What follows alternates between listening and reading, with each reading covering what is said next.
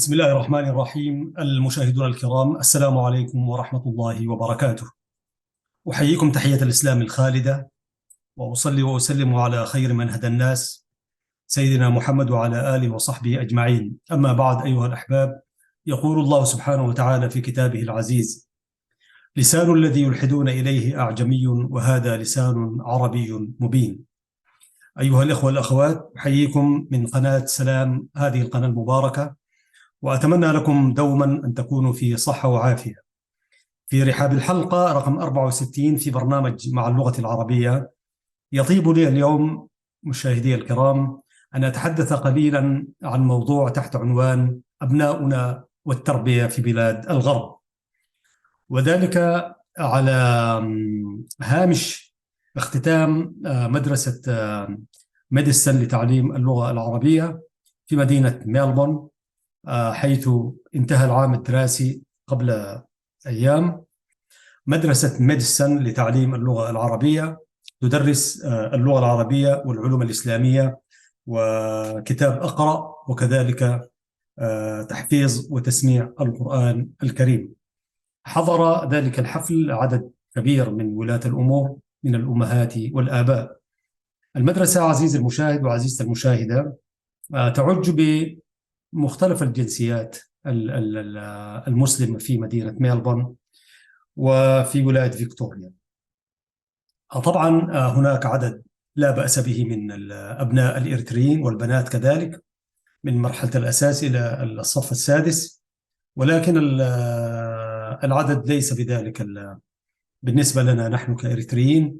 العدد الأكبر ربما يكون من الإخوة الصوماليين والإخوة الأورومو من إثيوبيا يعني، وهناك من الهنود ومن الباكستانيين والبنغلاديش، وكذلك من البوسنة، وأيضا من غينيا وكينيا وغانا ومصر العربية والسودان وإريتريا كما قلت.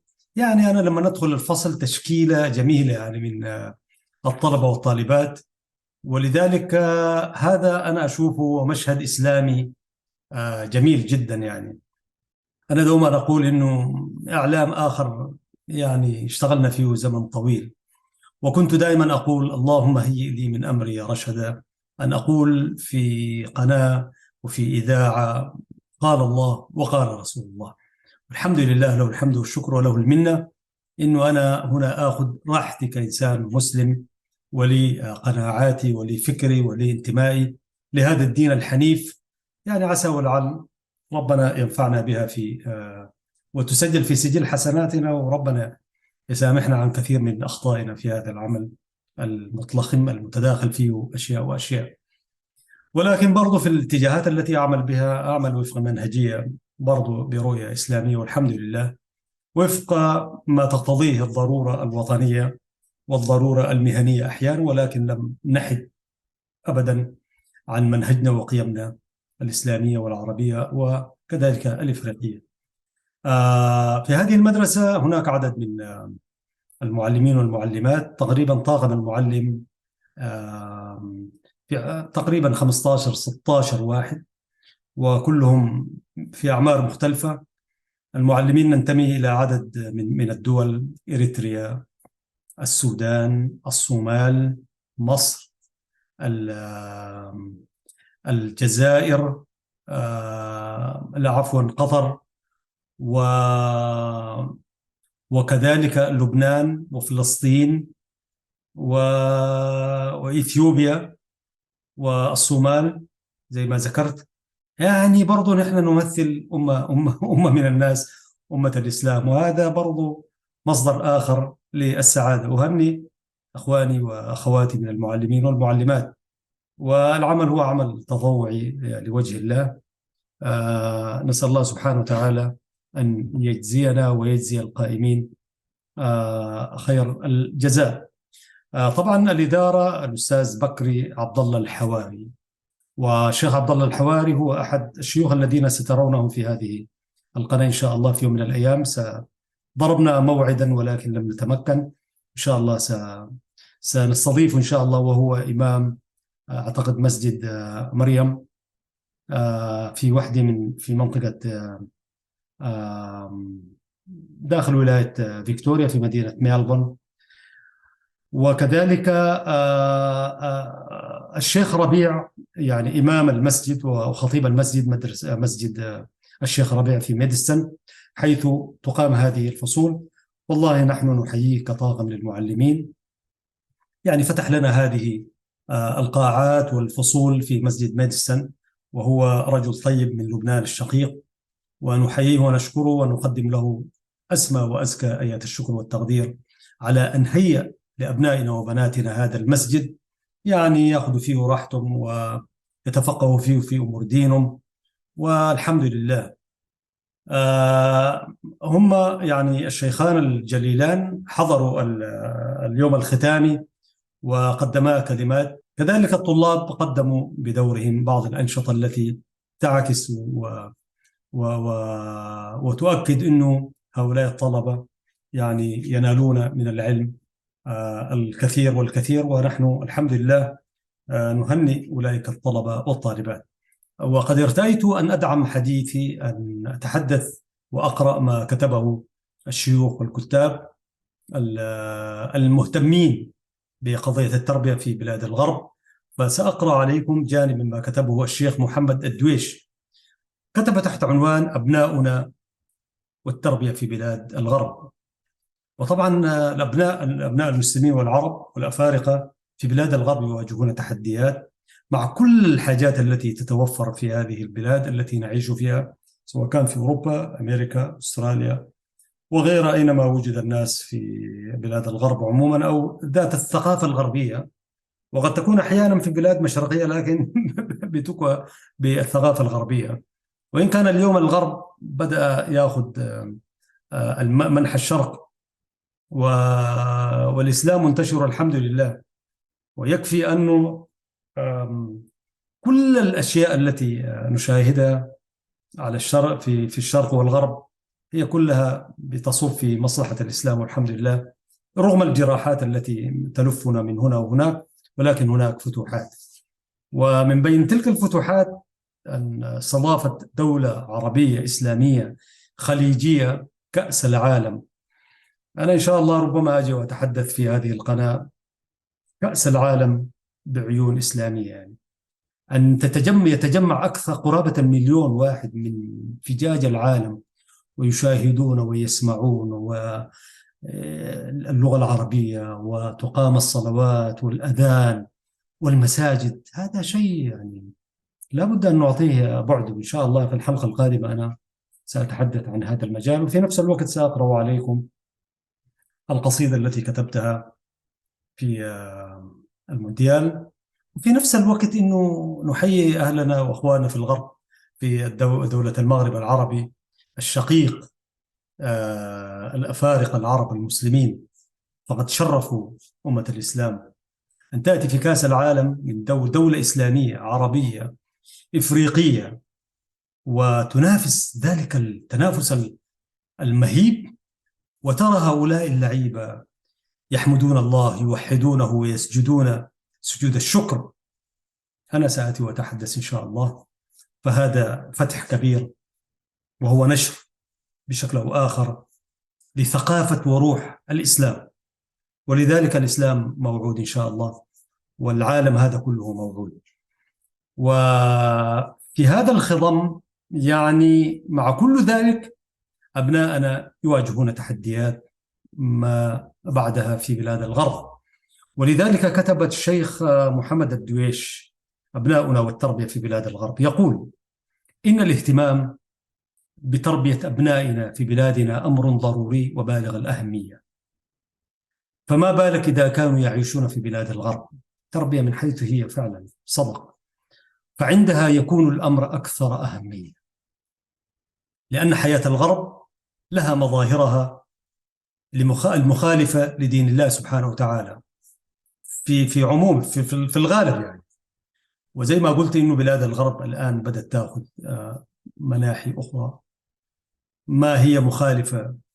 هي صحيح مخالفة في المسائل الأساسية والجوهرية، ولكن السلوك الموجود في بلاد الغرب لو أخذنا بعض الأشياء، هي كلها سلوك أقرب إلى الإسلام إن لم تكن من صميم العمل الإسلامي أو المنهجية الإسلامية، لكنها تحتاج إلى الوحدانية وتأكيد الألوهية والربوبية، وأن تشهد أن لا إله إلا الله وأن محمد رسول الله وتقيم الصلاة، كل الأركان والقواعد الإسلامية. لكن على مستوى الأخلاق لو نظرنا إليها في بلاد الغرب كثير من أخلاقيات المسلمين فقط ينقص الإنسان أن يشهد أن لا إله إلا الله ويؤمن أن محمدا رسول الله ويلتزم ببقية الأركان والقواعد الإسلامية. يقول الشيخ الدويش يعني المظاهر المخالفة لدين الله تعالى والتي تهيئ لأبنائنا الأسباب لينجرفوا وراء تلك الحياة المادية الشهوانية الحيوانية، فحري بكل ولي أمر أن يهتم بأولاده وأن يضع لهم البرامج التي تعينهم عن مظاهر الحياة الجذابة هناك. ويقول في كتابته أو في كتابه ومقاله: يسعدني ويشرفني أيها الإخوة والأخوات أن أتحدث أمامكم وبين أيديكم، وكم أتمنى أن يكون هذا اللقاء مباشر والحديث كفاح، لكن إذا لم يتيسر اللقاء المباشر فلا أقل من أن يكون هذا الحديث، وهذا جانب يعني من نشر حديثه تعميما للفائدة، وإن كان لا يفي برغبتي وتطلعي، وأحسب أنكم كذلك. طبعا الحديث المباشر والحديث إلى الناس ليس كمثل أي حديث، وذات أهمية وذات تأثير. وحتى في وسائل الإعلام يعني الإقناع والتأثير والتأثر، حتى في النظريات إنه الحديث المباشر للجمهور من المرسل فيه تأثير كبير، والتأثير المباشر الحديث المباشر لما نقول أنه مثلا لماذا يكون التلفزيون تأثيره أكثر من الإذاعة وحتى الصحف أو المجلات، لأنه المرسل هو زي ما نتحدث الآن إليكم أيها المشاهدون الكرام والمشاهدات الفضيات، إنه التلقي من الجمهور بيكون مباشر، ولذلك يبدأ حوار بين المرسل والمتلقي، وهذا الحوار بكثافته وعمقه ورؤيته واستمراره ومعالجته لجوانب مهمة والعمل بوسائل التأثير والإقناع وما إلى ذلك، يحدث شيء من الرغبات، إشباعات المهنية وإشباعات التلقي بالنسبة للمشاهد، وبالتالي الإعلام يؤدي دور المنوط به، وهو تغيير كثير من السلوكيات وتعديل كثير من الاتجاهات، ويكون هنا إعلاما إيجابيا ويحقق الرغبة أو يحقق تطلعات واحتياجات المشاهد. ويقول الشيخ: إخواني وأخواتي، إن التربية في كل المجتمعات لها مشاكلها، والتربية قضية شائكة، إنها تعامل مع الإنسان، ذلك الكائن المعقد. الإنسان هو طبعا كائن معقد فعلا، إنك حين تتعامل مع كائن مادي يمكن أن تدخله المختبر، ويمكن أن تجري عليه تجربة، ويمكن أن تتحكم في متغيراته، لأنك تتعامل مع متغيرات واضحة ومحددة، وإذا جهلت جانبا منها فبإمكانك أن تتعلم إذا واجهتك مشكلة، وبإمكانك أن تجرب. أما الإنسان فهو كائن آخر يختلف عن سائر الكائنات، إنه كائن تؤثر فيه متغيرات عدة يصعب أن تستنبطها أو تحصرها. من هنا تأتي مسألة التربية بكل تعقيداتها. يقول الشيخ: إن هذه المتغيرات تتفاعل مع بعضها فيولد هذا المتغير تأثيرا، والآخر من طرف آخر تأثيرا مناقضا، والثالث كذلك، وتفاعل هذا المتغير مع الآخر يولد تأثيرا آخر، وبل إن الموقف والتجربة يصعب استنساخها ويصعب تعميمها، فالذي يلائم زيدا قد لا يلائم عمرا، والذي يصلح مع ابنك الأكبر قد لا يصلح مع الآخر، والذي يؤثر إيجابا في موقف قد يؤثر سلبا في موقف آخر، بل إن الشخص نفسه قد يكون هذا الأسلوب مؤثرا عليه في موقف، وفي موقف آخر قد يؤدي تأثيرا من نوع آخر، وهو أمر نشهده في حياتنا ونشهده مع أولادنا وبناتنا. والله كلام في غاية الأهمية يعني. إننا كما يقول الشيخ أمام كائن معقد تتداخل فيه العوامل والمؤثرات، أمام كائن تحكمه نفسية صعبة معقدة. الإنسان نفسه يصعب عليه أن يفهمها، فضلا عن أن يفهمها أو يفهمها الآخرون. إننا إخواني وأخواتي مهما أوتينا من خبرة وتجربة، فإننا لا يمكن أن نصل إلى حد اليقين بتأثير تربيتنا وكذلك جهدنا، لكن حسبنا أن نبذل الجهد وأن نبذل ما نستطيع، وحسبنا أن نجتهد. والاجتهاد إخواني وأخواتي كما يقول الشيخ ليس في مجرد الدافع وحده، ليس في مجرد أن ننصح فقط أو أن نأمر أو أن ننهي، بل الاجتهاد يتطلب منا أن نبحث عن الوسائل، أي وسائل التربية المؤثرة الناجحة، ويتطلب منا أن نرتقي بخبراتنا ومعارفنا ومهاراتنا التربوية، ويتطلب منا أن نبحث عن حلول لمشاكلنا.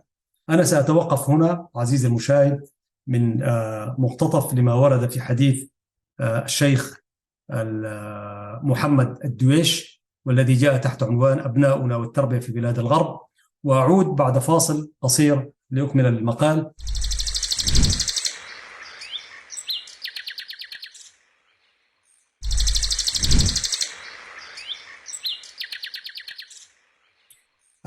واصل ما تفضل به الشيخ الكاتب في مقالته أبناؤنا والتربية في بلاد الغرب، الشيخ محمد الدويش. يقول في المقالة التي توقفنا عندها: إننا إخواني وأخواتي مهما أوتينا من خبرة وتجربة، فإننا لا يمكن أن نصل إلى حد اليقين بتأثير تربيتنا وجهدنا، لكن حسبنا أن نبذل الجهد وأن نبذل ما نستطيع، وحسبنا كذلك أن نجتهد. والاجتهاد إخواني وأخواتي ليس في مجرد الدافع وحده، ليس في مجرد أن ننصح فقط وأن نأمر أو ننهي، لا، بل الاجتهاد منا جميعا أن نبحث عن الوسائل التربوية المؤثرة الناجحة، ويتطلب منا أن نرتقي بخبراتنا ومعارفنا ومهاراتنا التربوية، ويتطلب منا أن نبحث عن حلول لمشاكلنا. ويقول مواصلا في مقالته: إن الله عز وجل أمرنا أن نتقيه ما استطعنا، وهذا من تقوى الله تبارك وتعالى ما استطعنا. فلئن كانت التربية مسألة صعبة ومعقدة، فهي في ظل الظروف التي تعيشون فيها أكثر صعوبة وأكثر تعقيدا وأكثر معاناة. فيجب أن نضع في أذهاننا بادئ ذي بدء أننا نعيش في وضع غير طبيعي، فأنتم تربويون وتربون أبناءكم على قيم تخالف قيم المجتمع، وتسمعونهم غير ما يسمع المجتمع، أي تسمعونهم حقيقة وتأمرونهم بخلاف ما يأمرهم به المجتمع. إنكم تسيرون في اتجاه المجتمع في اتجاه آخر، فأنتم تسيرون ضد التيار. فيجب أن نعي إخواني وأخواتي كما يقول الشيخ محمد، إنه يصعب أن نقضي على المشكلة نهائيا، ولا أعتقد أن هناك حلولا يمكن أن تنقلنا إلى بر الأمان، وأن نجعل قضية التربية قضية محسومة مضمونة النتائج. لئن كان هذا الأمر صعبا على أولئك الذين يعيشون في بلاد الإسلام، فالذين يعيشون مثلكم الأمر لديهم أصعب. فلا بد أن نستوعب طبيعة المعاناة التي نعيشها، وهذا يدعونا إلى أن لا نكون مثاليين، وهذا يدعونا إلى أن لا نعلق على جهدنا البشري كل شيء فيما نقوله وما نعمله وما نسعى إليه في تربية أبنائنا، أي في تربيتنا لأولادنا. ونحن في هذه البلاد غاية ما فيه أننا نبذل جهدا ونبذل سببا، والتوفيق دائما بيده تعالى، أي بيد الله سبحانه وتعالى. هكذا ختم الشيخ محمد الدويش مقالته أبناؤنا والتربية في بلاد الغرب. أعود، شكرا لك شيخ الفاضل، أعود سادتي مرة أخرى إلى مدرسة ميدستان واختتامها العام الدراسي. كما قلت يعني ولا حصة أنا خلال فترة السنتين، يعني أن المدرسة إداريا وتربويا تسير نحو الأفضل، وعدد الطلاب في زيادة مستمرة. الآن عدد الطلاب يقارب 150 طالب تقريبا، يعني هو فوق 100، فوق 120 وهكذا.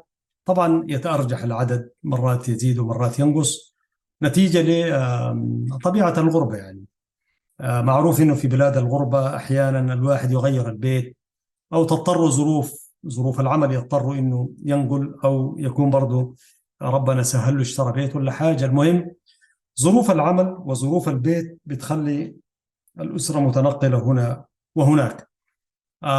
طبعا الطلاب يخضون هذه الساعات. يعني نحن في بلاد الغربة، كون ابنك أو بنتك، عزيز المشاهد وعزيزة المشاهد، ونحن نعمم الكلام طبعا للذين خارج خارج أستراليا، موجودين في بلاد الغرب، أمريكا وأوروبا وغيرها، وحتى في الشرق الأوسط وأفريقيا كذلك. يعني كون أبنائك يقضوا هذه الساعات أسبوعيا بعيد عن وسائل التأثير الكثيرة، ابتداء من هذا الجوال وبلاويه، يعني كون يعيشوا تحت كنف وسيطرة ومتابعة، يعني أو مراقبة عدد من المعلمين، ويتحصلوا على جرعات إسلامية، جرعات تربوية لغوية وغيرها، حتى لو كان الحديث باللغة الإنجليزية أو بأي لغة كانت. هذه المسائل بالتراكم أولا يعني تحدث فيهم، وهذا هو الهدف التربوي من هذه المدارس الأسبوعية. ليس كافيا طبعا الطالب يعني يجي مرة في الأسبوع، ما بيكون زي المدارس النظامية، لكن ما هو مهم وهذا هو البعد الأساسي. أولا هو يعيش هذه البيئة الإسلامية، البيئة العربية، بيسمع كلام عربي، بيسمع كلام في القرآن، في الدين، في السير، في الصحابة، في النبي، في صفات الله، في أمر الدين وما أمر به من فعل ونهي. يعني بالتراكم. ونحن لو عملنا لها إحصائية في الشهر كم ساعة وفي السنة، يعني هو بيكون في هذه الأجواء الإيمانية، هذه الأجواء الإسلامية. وهذه الأجواء الإسلامية ستحفظه من كثير، تحفظه أولا من الانحرافات الأخلاقية اللي ممكن يتأثر بها في المجتمعات الغربية، وفي نفس الوقت تعطيه إحساس ومعزة وفخر بدينه. لأنه أنت والنبي صلى الله عليه وسلم قال: من يريد الله به خيرا يفقهه في الدين. هو يتفقه في الدين قدر المستطاع. والجيل هذا هو يحتاج إلى مفاتيح، ما يحتاج، مش زي جيلنا كده وتوجهوا وتتابعوا وتراقبوا وكذا، هو بس تعطيه المفاتيح وبعد كده هو بينطلق. يعني هذه الوسائل عارفة أكثر مننا، ودخوله على المواقع وكذا بتاع، يعني يبهرون الطلبة الذين ندرسهم حقيقة. يعني أنا لما نقارن بجيلنا وهذا الجيل، صحيح هذا الجيل هو يعني الناس دائما بتقول إنه الجيل هذا ما زي جيلنا ونحن جيلنا كان أفضل وهكذا، لكن هذا الجيل فيه مميزات كمان. يعني صحيح الملهيات كثيرة والمغريات كثيرة وما تؤدي به إلى انحراف كثير، لكن في نفس الوقت برضو هناك مميزات إيجابية لو استخدمها ووظفها توظيف جيد.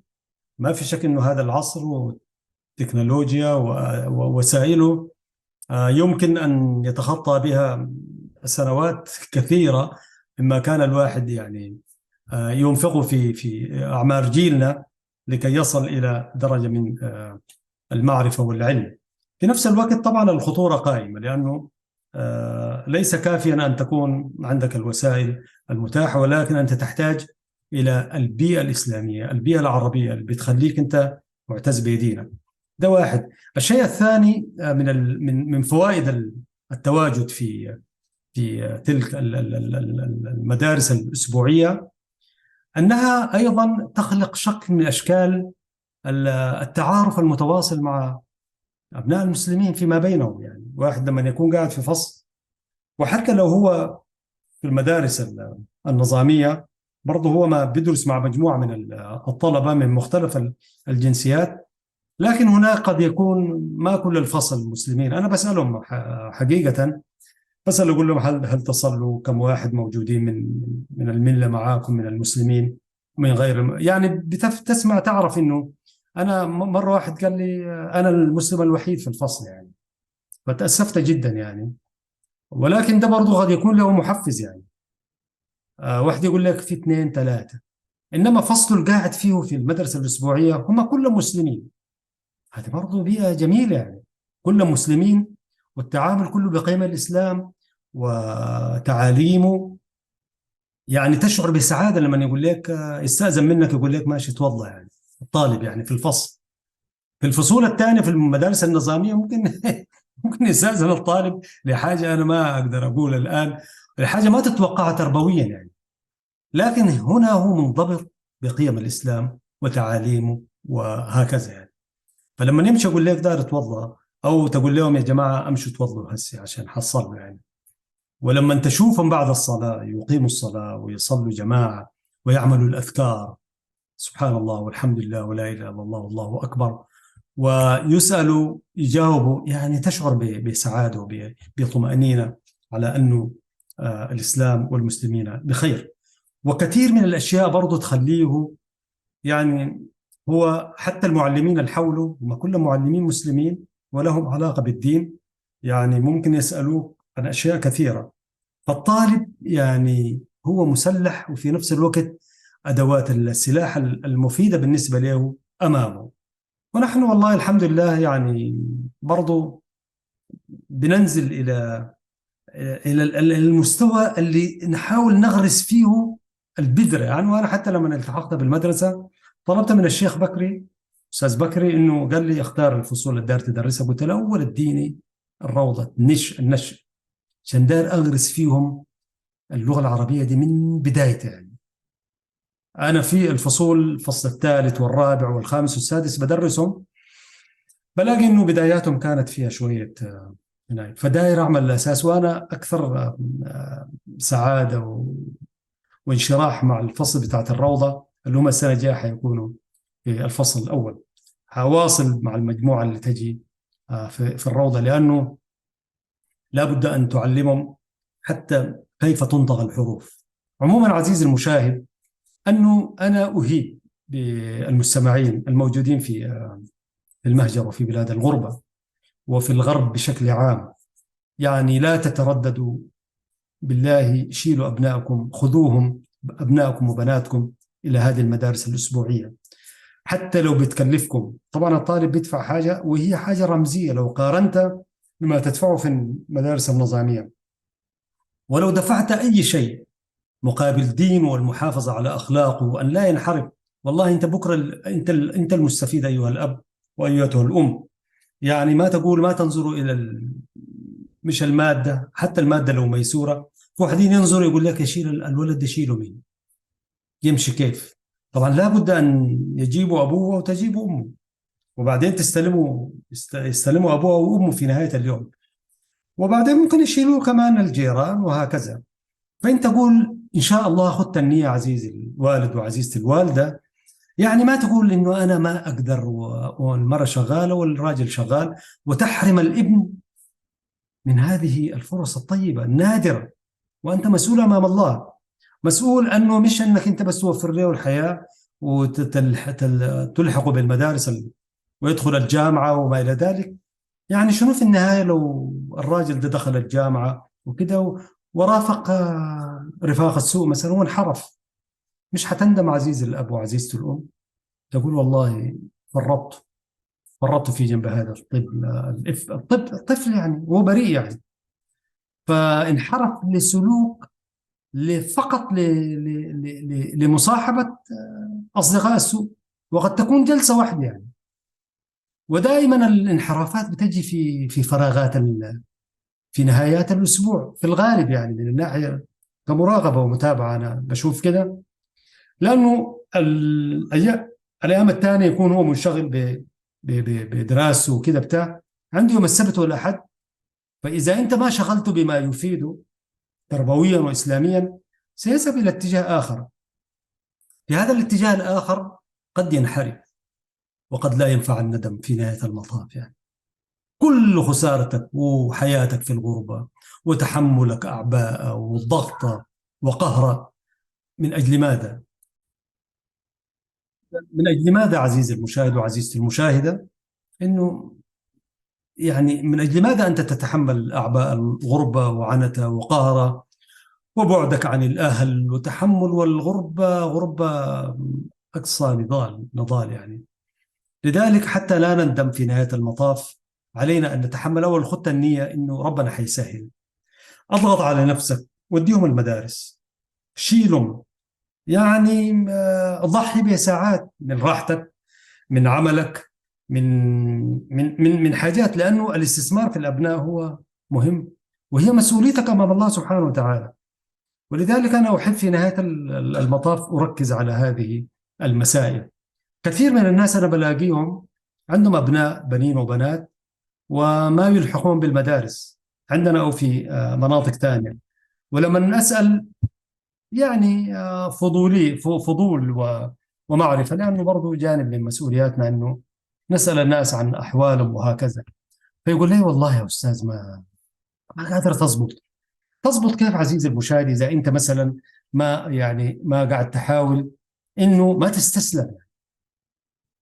فهي ما بتضبط 100% مهما عملت يعني، مهما حتى لو بس راتبك ده يجيك في البيت يعني، ما تشتغل ولا أي حاجة، برضو في أشياء أنت ما تقدر تقول ضابطة 100%. فهي مسائل نسبية.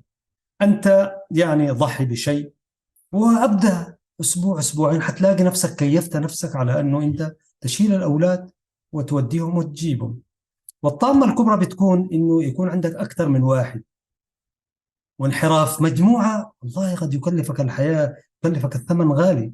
إذا هو واحد إذا انحرف هيدفعك الثمن، فما بالك لما الأسرة بحالة تلقاه بس هي شغالة بالنظام التعليمي الغربي ذاك وما شغالة بتعاليم الدين، ولا هنا أسرة بحالة وتنشأ.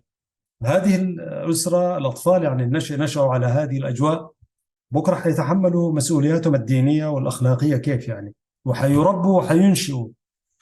ولذلك هي في الغالب الناس بتهتم، لكن أنا بقول بهمس في أذن كثير من الأسر اللي هي ما مهيأ لها الظروف، لكن في نفس الوقت هي ما مستعدة أن تخلق الظروف. والظروف أنت بتهيئها يعني، وربنا سبحانه وتعالى ادانا العقل حتى ما نحمل قدر المستطاع. والله وإذا خطيت بنية ربنا ممكن يسهل لك الأمور، وحتلاقي واحد يقول لك يا عمي خليهم بس أنا بوديهم وأجيبهم لك. فأنا بقول والله مسؤولية كبرى.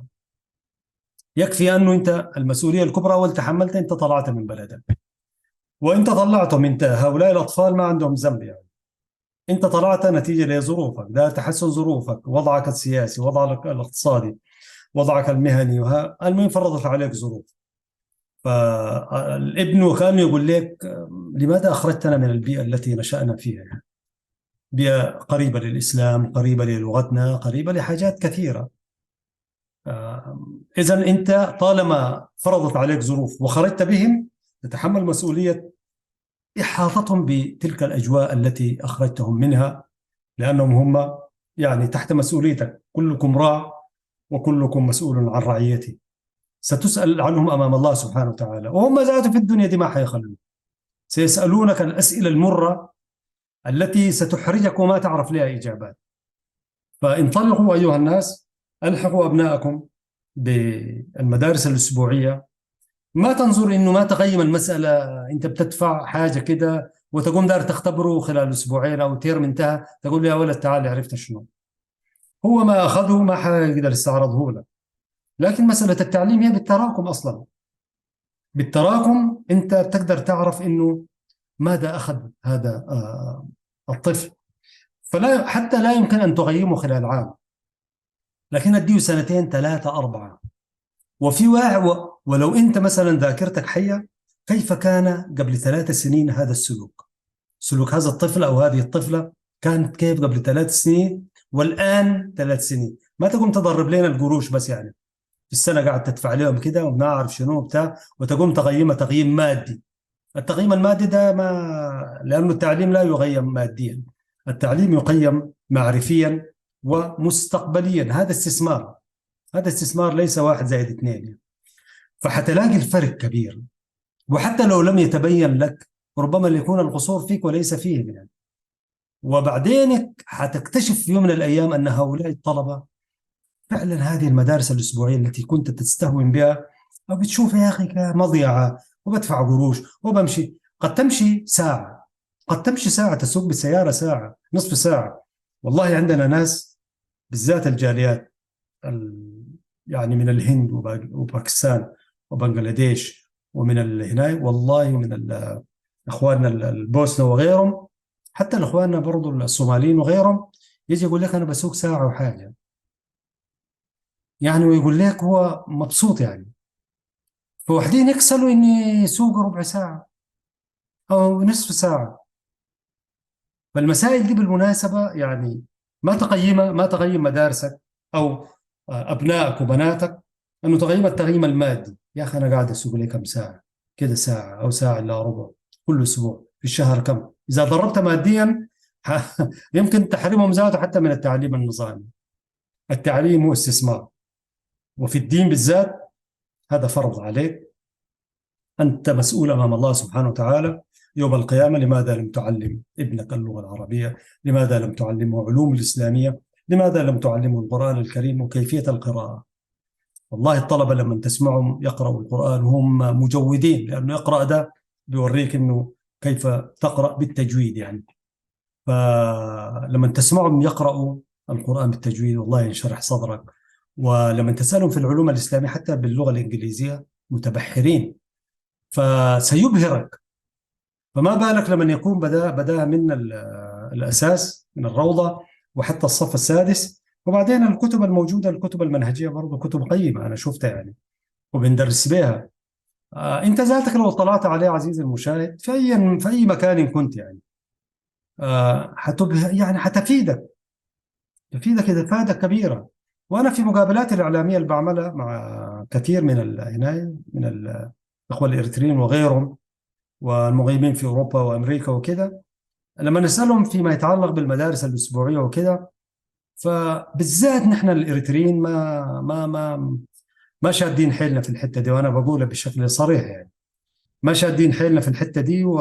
دي فيها خطورة على يعني مستقبل أبنائنا دينيا، لأنه إذا كان هم حرموا من التمتع بالحياة في كنف الوطن والعيش مع الأبناء مع الآباء والأمهات، فلا تحرمهم من قيم دينهم الحنيف، لأنك مسؤول أمام الله يوم القيامة. وفي نفس الوقت برضو ليس مسؤولا عنهم فقط أيها الأب أيتها الأم، لكن حتكون مسؤول مما يأتي منهم. يعني الطفل الصغير ده والطفل الصغيرة بكرة بعد بكرة حيصبحوا آباء، أم وأب، من يأتي من نسلهم.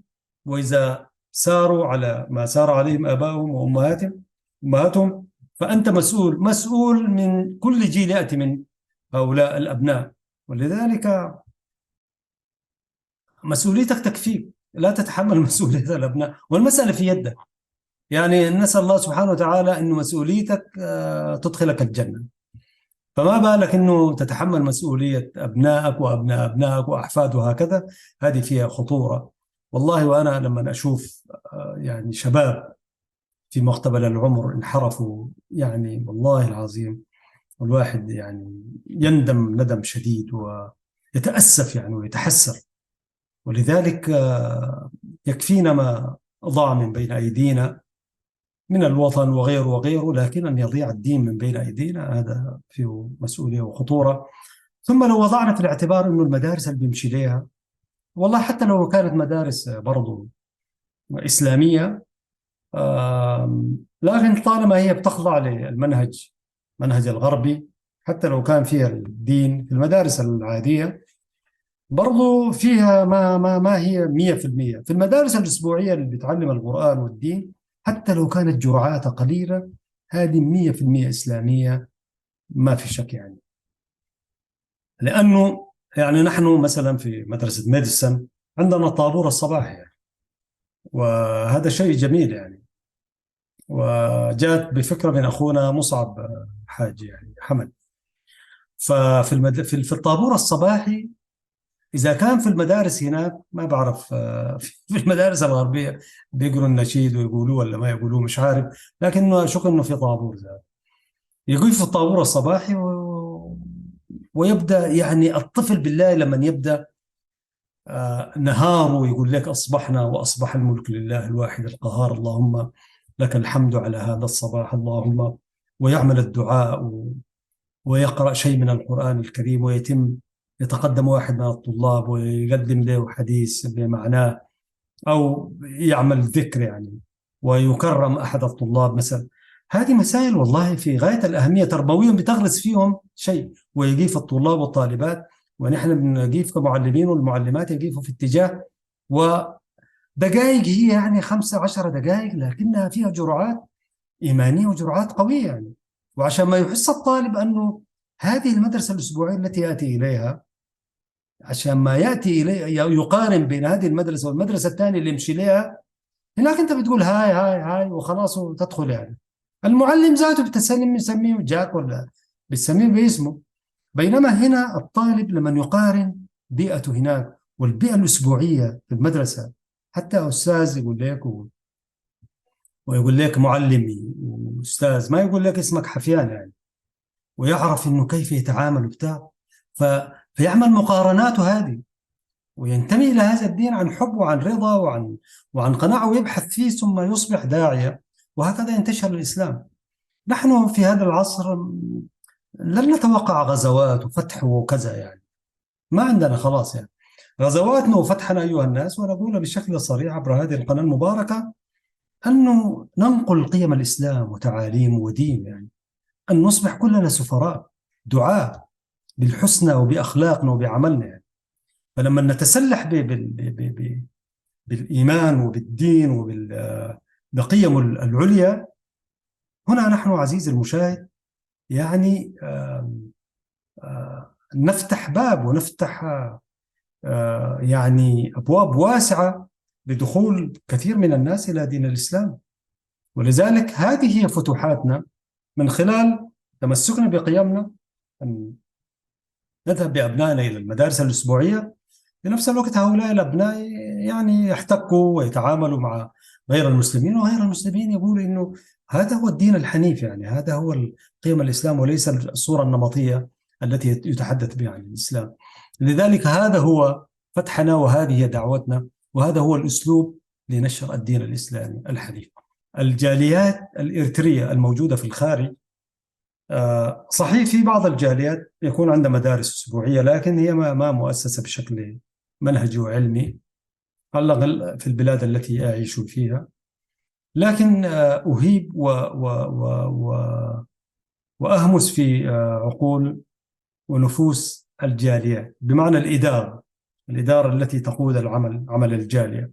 خدت وحدي من برامجكم وأهدافكم إنه تعليم الأبناء اللغة العربية والإسلام، وهذا ما فيه شيء يعني، بالعكس سيحبب الجالية إلى الأسر الإريترية أن تلتحق بالجالية وتكون أسر فاعلة في أنشطة وبرامج الجالية. بمعنى يعني قولوا أنتم كأعضاء في الجالية، إذا ما موجود المدارس الأسبوعية بالذات ما يتعلق باللغة العربية والقرآن الكريم، أنتم كأعضاء في الجالية سواء كنتم مسؤولين أو غير مسؤولين، قولوا يا جماعة دايرين فصول لأبنائنا، ويكون واحد من المهام والبرامج لإدارات الجاليات الإريترية في الخارج، واحدة من أنشطتهم تعليم الأبناء اللغة العربية والتربية الإسلامية. في ذلك يعني فائدة كبرى على مستوى الجالية وعلى مستوى الأبناء وعلى مستوى الوطن برضو ما يحتاج إلى دين يا جماعة. ما نبقى زي المجموعة المنبتة هذه تحارب أي شيء له علاقة بالدين يعني.